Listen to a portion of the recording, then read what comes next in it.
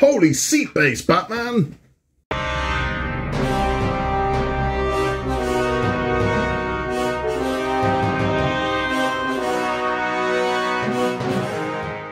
Hello there and welcome back to Building the Boys. We now have issue 24 of Hachette's Build the Batmobile Tumbler. We are continuing with the passenger seat in this one. We're building the base of the seat. The armrest's kind of gone in this one. You'll know from building the driver's seat, it's a bit of a weird construction, the seat. It's odd, but they look great. So I will say this, the driver's seat does look really good. There is more to do in this one than there is to do in the last one, but that ain't saying a lot. And it is, again, you do the thing once and you do it again. But it is what it is. At the end of this one, we'll be continuing our talk about Batman Forever. And the casting choices that were made, because this is a movie, they cast everybody and then recast everybody. So it was like, it's nuts. Every single person that was cast this movie, they then recast. All of them. Right, that's just craziness, but we'll talk about that at the end. Without further ado, let's get this one open, let's get this seat built. Okay, so here are all the parts we get with stage 24. There's the base to our seat, we've got some CP screws there. That's it. Which is okay, we knew this was coming. This isn't a nasty surprise. We had the nasty surprise last time, didn't we? So we kind of... we're expecting, I won't say disappointment. What did I say, disappointment? That's a disappointment. Right, left and right. Can we get a zoom on that? See left there, an L at the top. And this one here has got an R at the top. Just there. See that? So I'll say tell your left from your right. And we are going to be starting with left, I think. Yes, left. Right, it's taking our seat that we built the last time. I'm going to bring this one over, turn it this way round. We are going to put this piece in there like so. That's going to attach to there like so. He says, he hopes, he dreams. Yep. And whoop. That's weird. That's not playing ball.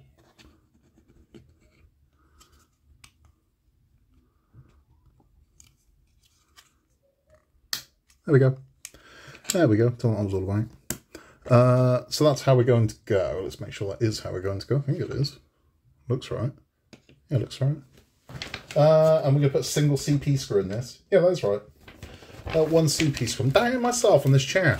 I don't know why, because I've done it before. Right, so we're going to put a single CP screw in here. Now, again, I know you're not enjoying the chairs. Everyone keeps telling me how much they're not enjoying the chairs, and I get it. I'm not enjoying the chairs, but we got to make them. I mean, that's just the way it is. It's like, Christ, when I built the Rootmaster, I built about 50 bloody chairs. I didn't enjoy that, but it's a necessary evil, people. There are things you're going to love doing in part works, the things you're not going to like doing. And you know what? Chairs are a bit boring. They're not sexy, but we got to do them. So, you know, that's just the way it is. Right, so that's that one in. We've got one more to go on the other side. Is that what we're doing first? Yep, same again. Right, so we're going to flip this one over. I'm going to take our right-hand side here. Same again. So we're going to go in there. We're going to go in there. I'm going to hold this in with a single CP screw. But yeah, I mean, you know, fun stuff's coming, I promise you, right? I'm not just saying it to you. We are going to get to a point where you're going to be having great big lumps of metal because, as I said, we are, by the time we've done these next 6, we are pretty much 25% of the way through the build, which is insane, quarter of the way built. And we haven't had any real metal frame, with the exception of that front suspension section we did. We haven't had any more, so I would imagine we have more coming. Now, you might be excited thinking, oh, I wonder if Scott's going to show us what comes in 29. He is, but I will tell you, don't get your hopes up, because I'm about to dash them for you. So that's that one. That's that one. And that's how we're now looking. So we have that piece there, that piece there. Now we are going to move on to attaching the base. So bringing our base over here, I'm going to put this like so. And then we are going to take... Yeah, we're going to take this seat this way round. Is that right? Yes, it is. So the seat's going to go in. I should have just brought the other bloody seat over and had some for a point of reference. That would have helped. There we go. So that's how we're going to fit in like that. And again, we're going to hold this in place with 2 CP screws. We're going to put one in each side. They are nice seats. I mean, the seats go. I will say this. Of all the seats I've built for vehicles and things, this is the nicest seat by far. Because it's just sexy, man. It's Batman. So Batman can't have a crap seat, and he's got to have a good seat. All right, let's line that up properly.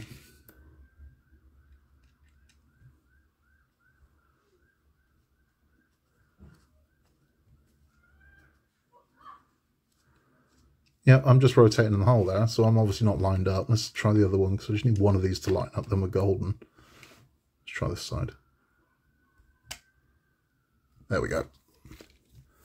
So once you get one to bite, the other one should, theoretically, be a lot bloody easier. If it's not lining up, you're just going to rotate. It's not going to bite to anything. There we go.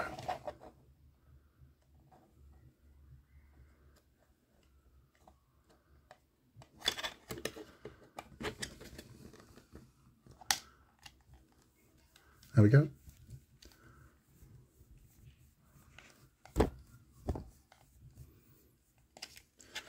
And there, I'll zoom out. Oh, that's a zoom in. Right, there we go. So there's our seat, how we're looking at this part. Now we've got 2 last pieces to put on this, and then we are going to be done. Now these are just push to fits. So I believe, are these left and right, or are these exactly the same? They're exactly the same. There's no left, there's no right here, so it doesn't matter which side these go on. So they do say you can use tweezers for this. I don't think we need to. That one's going to go there, that one's going to go there. Push to fit. Same again. That one there. Let's turn this around so you can see what I'm doing. There we go. So these 2 holes here. Push to fit. Push to fit. Push it in. And that is stage 24 complete. So you can see exactly where we're going. It's pretty much a mirror of the driver's seat. And that is it for this stage. Let's have a chat. So that's that one done. Yeah, it's more of the same. So it looks nice. I mean, these are chunky, these are serious seats. And as much as we are kind of ragging on the seats at the moment, because there's not a lot to them, they're going to look amazing. When it's done and this thing comes back and you look down into it, it's going to look good. It's going to look really good. But it's more of the same. It's unfortunate, but it's more of the same. So we do have 2 more parts to go to the seat, but once it's done, it's done. We don't ever have to build a seat again. Another lovely thing. If you're just sitting around for the build instructions, thank you for stopping by. Please remember to like and subscribe. It helps the channel massively. If you're sticking around for our Batman talk, we're talking about this one here. Batman Forever. So in the last one we spoke about the early pre-production of Batman Forever. Now, moving on to the casting. So everyone's coming back. Catwoman's coming back. Marlon Wayans, who's been cast as Robin's going to be in this one. Michael Keaton's coming back. The only person that isn't coming back is Tim Burton. So they cast a new love interest for Batman, who will be his psychiatrist and she'll be played by Dr. Chase Meridian. And she's going to be cast, she's just been cast. Rene Russo is going to play Dr. Chase Meridian. Now they just need to fill the villain out. And the other villain alongside Catwoman is going to be the Riddler. It's going to be played by Robin Williams. Now, this started way before Batman Returns. Robin Williams was going to be the Riddler in Batman Returns. They changed tact, and now he's going to be in Batman Forever as the Riddler. So we're looking good. So we've got Michael Keaton, Robin Williams, Rene Russo, Marlon Wayans. We're good to go. However, if you've seen Batman Forever, you know none of them are in it. So even though it was all cast, Michael Keaton then reads the script and goes, absolutely not. He was already on the fence when Tim Burton exited the project. Once he'd read Batman Forever, I'm out. Not doing it. I'm out. Robin Williams, they couldn't agree on money. Robin Williams was going through a period at that time where he'd just done Aladdin and Disney stiffed him on the paycheck. So they really ripped him off, and he was in a bad place at this point, Robin Williams. We know later on what Robin Williams dealt with depression. he was a bit jaded by the Hollywood system at this point, and his star was on the rise. So he just had one of the biggest hits of his career with Mrs. Doubtfire. So saw what basically playing a supporting character in Batman Forever as not so much. He wanted it before, now he wasn't really interested, so he drops out. So they now don't have a villain, they don't have a hero. So they've got a problem, so they go looking for Batman. We need someone else to put the suit on. And everybody is considered at this point. Literally everybody. Dean Cain at one point was considered as Batman, but once they were like, well, everyone knows him as Superman, that's not going to work. He was kind of like the guy of the time. It narrowed down to 2 people, and they got it down to William Baldwin, who was a big deal at that point because he was, I want to say this is before he did The Shadow. I'm sure it was, but it was out of William Baldwin and Ethan Hawke.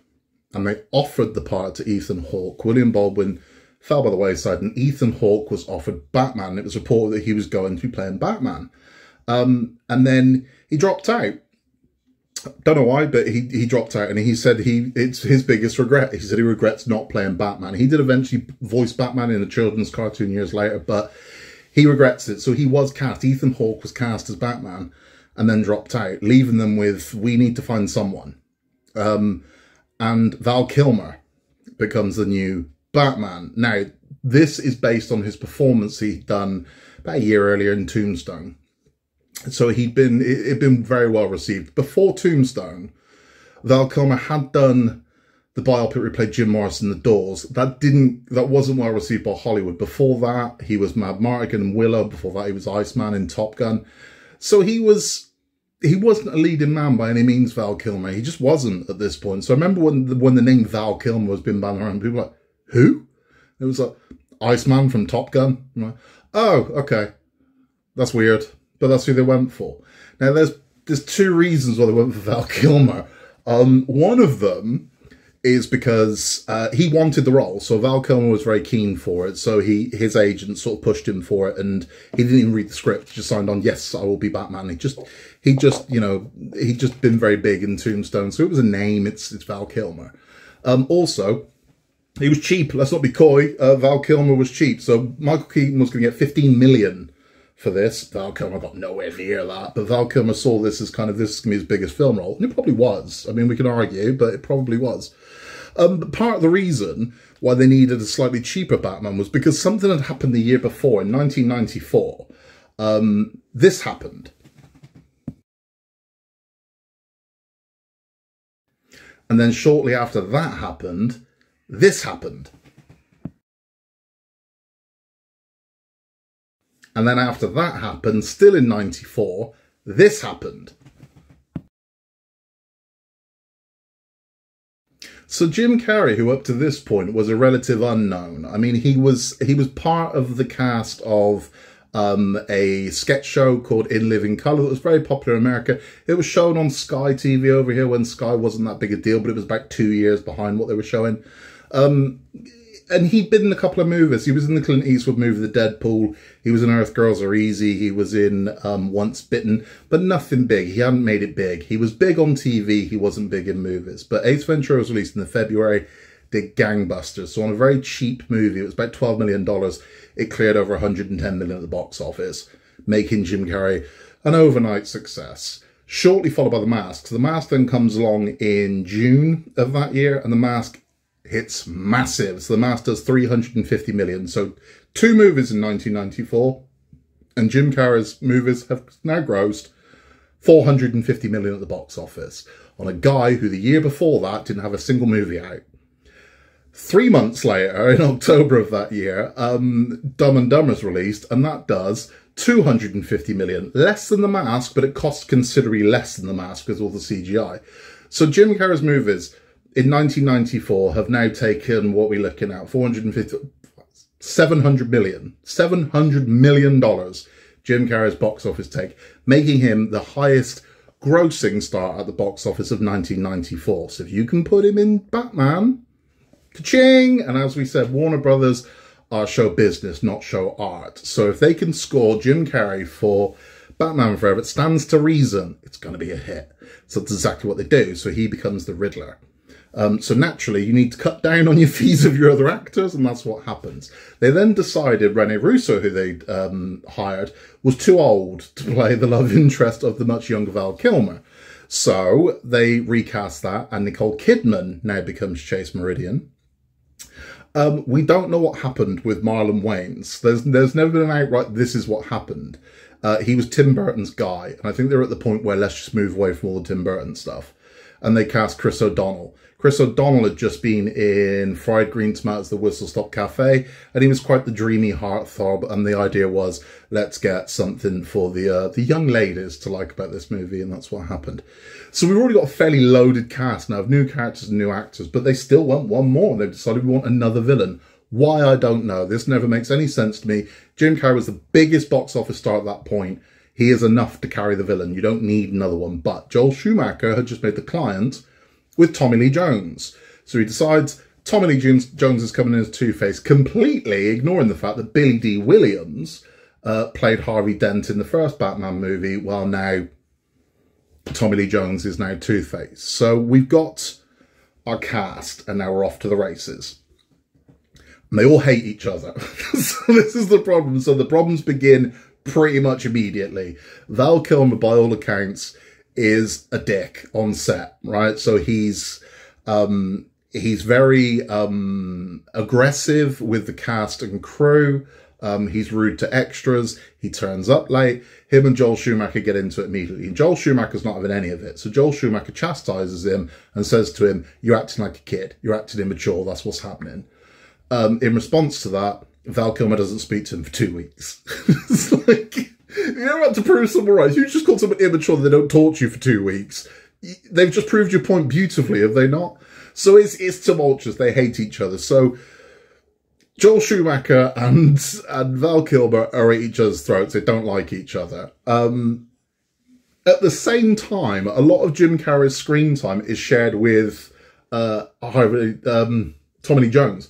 Tommy Lee Jones hates Jim Carrey, hates him, right? To the point where during a quiet spot, he pulls Jim Carrey to one side, I just want you to know, I really don't like you. Like, I really don't like you. Your buffoonery, I just can't stomach it. Because apparently Jim Carrey is on all the time. He's constantly, and Tommy Lee Jones was like, I want to punch this guy in the face. I can't stand this. I want to punch this guy in the face. And he hated him. And Jim Carrey said about this in interviews. He's been quite open. I said, yeah, no, Tommy Lee Jones hates me. And okay. So that was the atmosphere on the set of Batman Forever. It was grim. And they all kind of hate each other. Does that come across on film? I don't think it does. I think they all gel quite well. And I think the scenes of Jim Carrey and Tommy Lee Jones together are very good. And again, I don't think you get aggression out of Val Kilmer. I think you get a fairly wooden performance of Batman from Val Kilmer. I don't think it's particularly warm or likeable. It's certainly not one people rave about. And when you list all your Batmans, he's always very close to another Batman we'll be talking about very soon. So our cast go, and now we are filming. So we're filming for 1995's Batman Forever, and the marketing starts. And the marketing starts by throwing out these posters bloody everywhere. So this is flashing up on television, it's appearing on TV. We're starting to see ads in comic books and magazines, and it's just this image that they keep showing. So we got the question mark, and we've got the bat symbol, and we all now know the Riddler's coming. So we're looking forward to it. I remember being 15 when that marketing started and being like, oh yeah, and thinking this is going to be awesome, because I was expecting more Batman Returns and Batman and Darker Batman. I wasn't prepared for what I was about to get, and what I was about to get wasn't that dark, but we'll talk about that in the next issue. Thank you for stopping by. If you haven't yet, please remember to like and subscribe. Helps the channel massively. We'll be back very soon with issue 25. We'll be continuing the seat, and we'll be talking more about the release of Batman Forever in the summer of 1995. And a world where you can be anything at all, just be nice. Remember, till next time, Gotham needs us.